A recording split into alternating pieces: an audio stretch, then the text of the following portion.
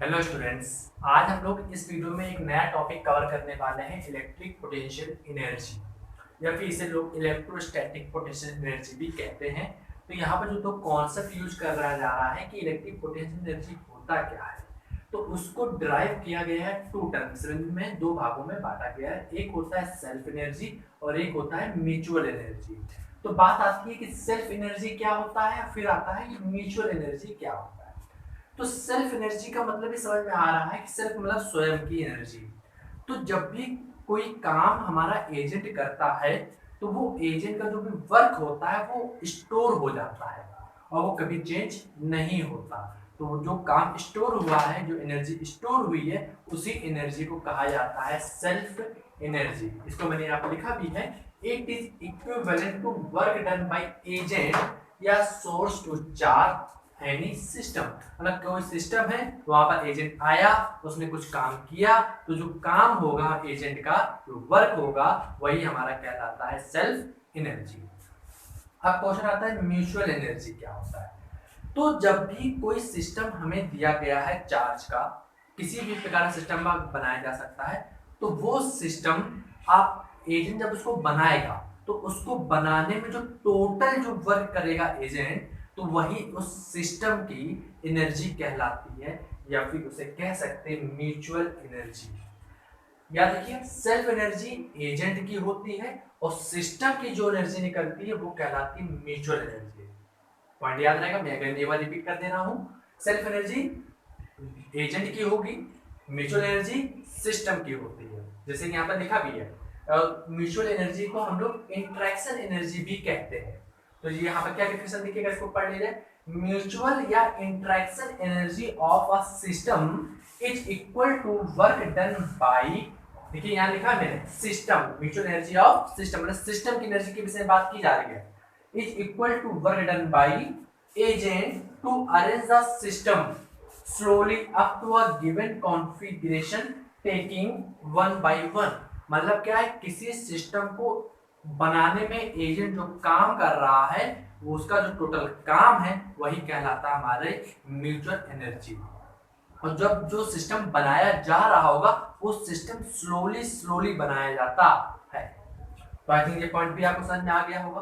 कुछ प्रॉपर्टीज इसकी होती है, जैसे मैंने यहाँ पे लिखा है, electric potential energy is a scalar quantity. Scalar quantity मतलब समझ गए होंगे, इसमें डायरेक्शन नहीं होती, डायरेक्ट मैग्नीट्यूड निकालना, उसको जोड़ना घटाना डायरेक्ट हम लोग कर सकते हैं। But may be positive, negative और जीरो।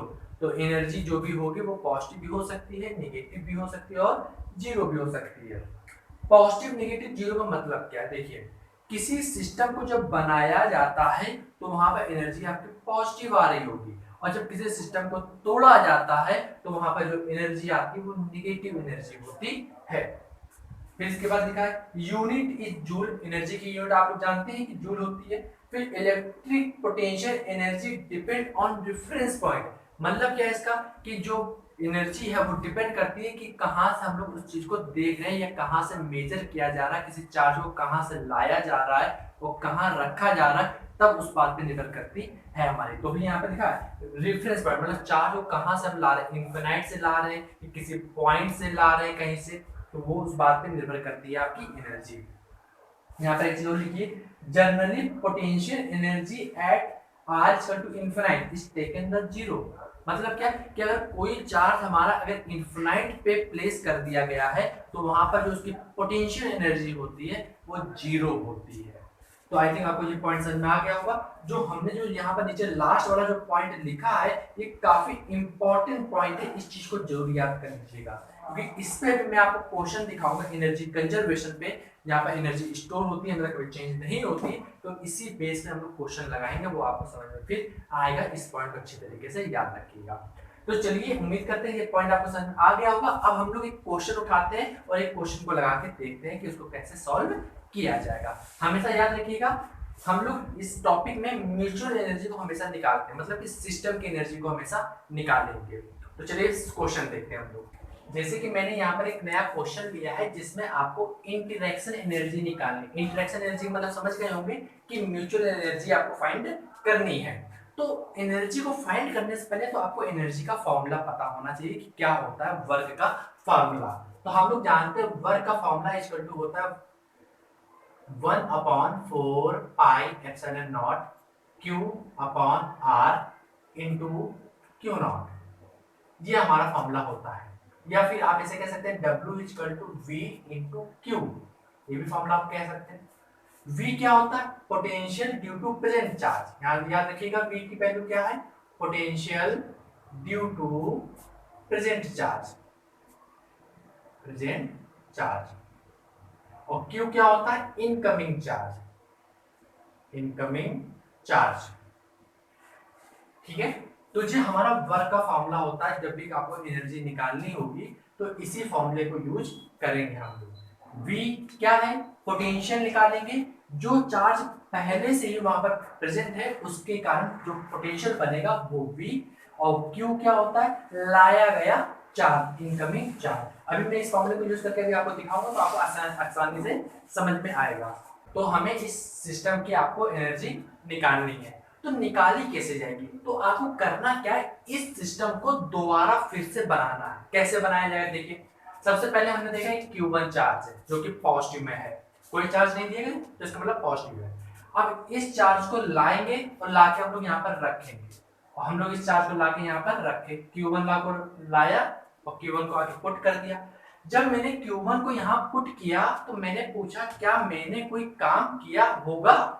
तो सिंपल सी बात है, जब Q1 चार्ज जब यहाँ आया होगा तो मुझे कोई भी काम करना नहीं पड़ा होगा। क्यों काम नहीं करना पड़ा होगा? देखिए, जैसे कि हम लोग जानते हैं formula W equal to V into q होता है, और V क्या होता है? Potential due to present charge, present charge के कारण बना हुआ पोटेंशियल। तो देखिए, हमें इस सिस्टम को बनाना है, तो हम Q1 चार्ज को जब ला रहे थे तो इस वाले इलाके में यहाँ पर क्या कोई चार्ज पहले से प्रेजेंट था? तो दिख रहा होगा कि यहाँ तो कोई चार्ज प्रेजेंट था, मतलब यहाँ पर कोई चार्ज है ही नहीं। जब कोई चार्ज है ही नहीं तो पोटेंशियल की वैल्यू कितनी हो गई होगी? 0 हो गई होगी। तो मल्टीप्लाई जब करेंगे Q से तो हमारा क्या हो जाएगा? वर्क की वैल्यू 0। मतलब क्या है, इस जब Q1 चार्ज को लाके जब हम लोग यहाँ पुट करेंगे तो हमें कोई भी काम नहीं करना पड़ेगा। तो W1 की जो वैल्यू होगी वो कितनी होगी? 0। अब देखिए, अब हम Q2 को ला रहे हैं, Q2 को लाके रखना है कितनी दूरी पर? Q1 से R डिस्टेंस दूरी पर। तो R डिस्टेंस की दूरी पर लाके हमने Q2 को यहाँ पर पुट कर दिया। अब जब मैंने Q2 को यहाँ पर रखा तब मैंने पूछा क्या मुझे अब कोई काम करना पड़ा होगा? तो ऑफ कोर्स अब काम हमें करना पड़ा होगा। क्यों करना पड़ा होगा? देखिए, W का फॉर्मूला क्या होता है? V इंटू क्यू, और V क्या होता है? Potential due to present charge. मतलब क्या, जब ये चार्ज आया तो इसके आने से पहले ही यहाँ पर Q1 पहले से ही उपस्थित है, यहाँ पर Q1 पहले से प्रेजेंट है, तो इसके कारण अब R दूरी पर पोटेंशियल का फॉर्मूला बनेगा। तो जो W2 हमारा निकल के आएगा, W2 equal to potential, potential का फॉर्मूला क्या बनेगा? किस चार्ज के कारण? इसके कारण, क्योंकि इसके आने से पहले ही Q1 यहाँ पर रखा हुआ है। तो Q1 की वैल्यू जो लिखी जाएगी, Q1 के कारण जो पोटेंशियल बनेगा वो बनेगा 1/4 pi epsilon naught Q1 upon कितनी डिस्टेंस पर? पोटेंशियल R डिस्टेंस पर। तो ये तो हमने केवल पोटेंशियल लिखा, और Q क्या होता है? Incoming charge. इनकमिंग चार्ज मतलब कि लाया गया चार्ज। लाया किसको था हमने? Q2 को। तो आगे मल्टीप्लाई कर दिया Q2 को। तो हमारा जो फॉर्मूला बना वो क्या बना? W equal to 1/4 pi epsilon naught Q1 by R Q2। तो हमारा W की वैल्यू, W2 की जो वैल्यू है वो निकल के आ गई। लेकिन हमसे पूछा गया टोटल एनर्जी सिस्टम की, तो इस सिस्टम की टोटल एनर्जी हमारी कितनी आई है? तो W equal to W1 plus W2। तो अगर इसका वैल्यू अगर लिखी जाएगी तो W की जो वैल्यू निकल के आएगी वो कितनी आएगी? इसको भी हम लोग यहाँ पर फाइंड कर लेना है। तो W इक्वल टू W1 की वैल्यू कितनी है? 0 प्लस W2 की वैल्यू कितनी है? 1/4 pi epsilon naught Q1 Q2 by R। तो W की वैल्यू हमारी आ गई 1/4 pi epsilon naught Q1 Q2 by R। तो ये हमारी इक्वेशन निकल के आ गई, जब हमारी जो वैल्यू है वो W का मान पता चल गया। अब एक चीज और जो आपको पॉइंट यहाँ पर याद रखना है कि जब भी हम लोग W का फॉर्मूला यूज करते हैं तो उसमें हमेशा जो V का साइन जो होता है वो आपको यूज करना है साइन, और जो Q का साइन होगा उसको भी आपको लेके चलना है। मतलब कि पॉजिटिव चार्ज है तो पोटेंशियल की वैल्यू पॉजिटिव लेंगे, नेगेटिव चार्ज है तो पोटेंशियल की वैल्यू नेगेटिव लेंगे, और जो लाया गया चार्ज होता है उसका भी आपको साइन हमेशा लेके चलना है। जैसे कि यहाँ पर जो Q1 था वो पॉजिटिव चार्ज था, तो पोटेंशियल हमारा बनेगा पॉजिटिव, Q2 भी हमारा पॉजिटिव है, तो पॉजिटिव पॉजिटिव को मल्टीप्लाई करेंगे तो हमारा W2 जो निकल के आएगा वो पॉजिटिव में निकल के आएगा। तो इस सिस्टम की हमने सिंपल से एनर्जी आपको निकाल के बता दी, कितनी आई है 1/4 pi epsilon naught Q1 Q2 by R। अब हम लोग निकाल के देखते हैं, दूसरा सिस्टम एक बनाते हैं ट्रायंगल में और उसकी एनर्जी फाइंड करके देखते हैं। तो चलिए, अब ये ट्रायंगल सिस्टम दिया गया है जिसमें हमको इस सिस्टम की एनर्जी फाइंड करनी है। तो सिंपल सी बात है, कोई भी सिस्टम आपको दिया जाएगा तो आपको सिस्टम फिर से बनाना है और देखना है कि उस चार्ज को लाने पे हमें कितना काम करना पड़ रहा है। तो सिंपल सी बात है, चलिए बना के हम लोग उसको देखते हैं फिर से। जैसे कि सबसे पहले हम लोग Q1 चार्ज को लाएंगे और Q1 चार्ज को लाके यहाँ पर हमने रखा। जब Q1 जो मैंने यहाँ लाके रखा तो हमने पूछा क्या हमें कोई काम करना पड़ा होगा।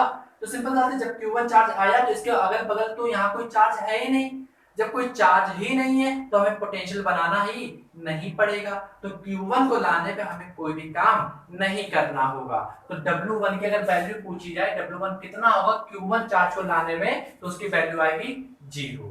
अब बात करते हैं Q2 चार्ज। Q2 चार्ज को लाना है, लाते कहां से हम लोग, इनफिनाइट से लाते हैं। याद रखिएगा हमेशा, जो भी चार्ज ला रहे होते हैं उसे कहां से लाएंगे हम लोग, इनफिनाइट से। तो Q2 चार्ज को लाएंगे, Q2 चार्ज को लाएंगे इनफिनाइट से और कहां पुट करेंगे, Q1 से R2 डिस्टेंस दूरी पर। तो Q1 से R2 डिस्टेंस दूरी पर हम लोग आ गए और यहाँ पर आके हमने Q2 चार्ज को पुट कर दिया। अब जब हम Q2 चार्ज को लाके यहाँ रखें तो हमने पूछा क्या हमें कोई काम करना पड़ा होगा, तो ऑफ कोर्स करना पड़ा होगा। क्यों, क्योंकि जब Q2 चार्ज आ रहा था तो यहाँ पर पहले से ही Q1 चार्ज प्रेजेंट है, और Q1 चार्ज यहाँ पर जब प्रेजेंट है तो Q1 चार्ज एक पोटेंशियल को फॉर्म कर रहा होगा। तो Q1 चार्ज के कारण बनाएंगे हम लोग, लिखेंगे पोटेंशियल और गुणे लाया गया चार्ज।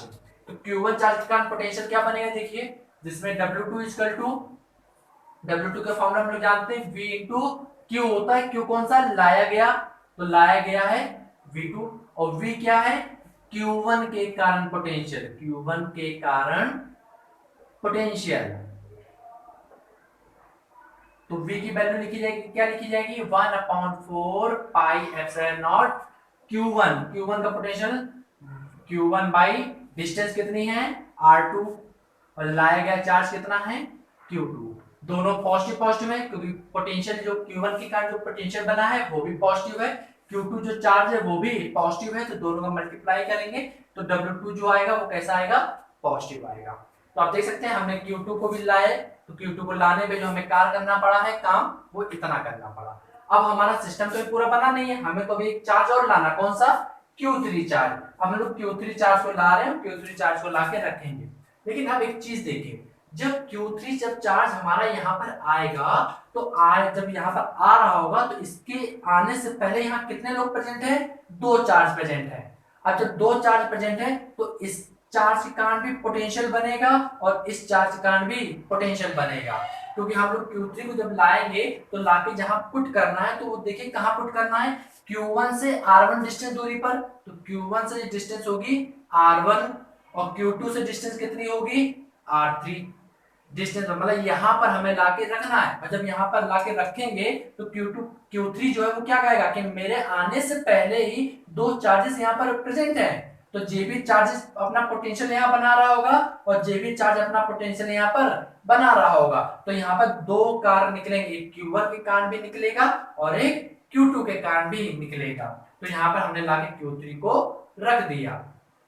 जब रखा तो हमें कितना कार्य करना पड़ा उसको भी हम लोग लिख लेते हैं। तो W3 इक्वल टू पहले लिखते हैं Q1 के कारण, क्योंकि Q1 के कारण भी यहाँ पोटेंशियल बनेगा, कितना बनेगा 1/4 pi epsilon naught Q1 by कितनी डिस्टेंस है जी, R1 डिस्टेंस है, इनटू मल्टीप्लाई कौन सा, लाया गया चार्ज Q3। तो आप देखेंगे मैंने Q1 के कारण यहाँ पर लिख दिया, कितना काम करना पड़ा, लेकिन Q2 भी है अभी प्रेजेंट है यहाँ पर, तो प्लस Q2 ने भी यहाँ पर पोटेंशियल बनाया होगा, कितना बनाया होगा 1/4 pi epsilon not Q2 by distance कितनी है R3, लाया गया चार्ज कौन सा है Q3।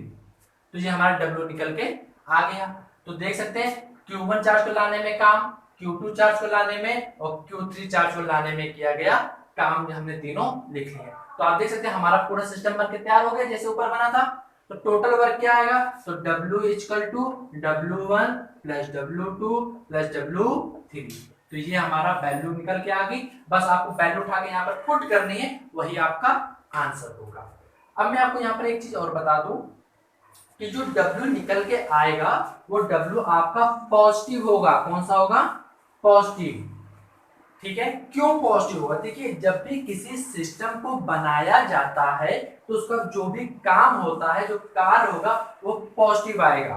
तो जब भी सिस्टम का फॉर्मेशन होता है, पॉजिटिव मतलब कि फॉर्मेशन होगा, और W का मान अगर आपका निगेटिव में अगर आ रहा है तो समझ जाइएगा सिस्टम को ब्रेक किया जा रहा है, तोड़ा जा रहा है। जब भी सिस्टम को हम लोग तोड़ेंगे, मान लीजिए हमने कहा ये सिस्टम पहले से बनाया है, इसको हम लोग तोड़ेंगे, मतलब Q1 को ले जाएंगे इनफाइनाइट पे, Q2 को ले जाएंगे इनफाइनाइट पे, और Q3 को ले जाएंगे इनफाइनाइट पे। तो जब तोड़ने में जो हमें कार्य करना पड़ेगा, वो कार्य जो निगेटिव आएगा, वो पार्ट जो बनेगा वो निगेटिव में बनेगा। फॉर्मेशन में पॉजिटिव होता है और ब्रेक में निगेटिव चलता है।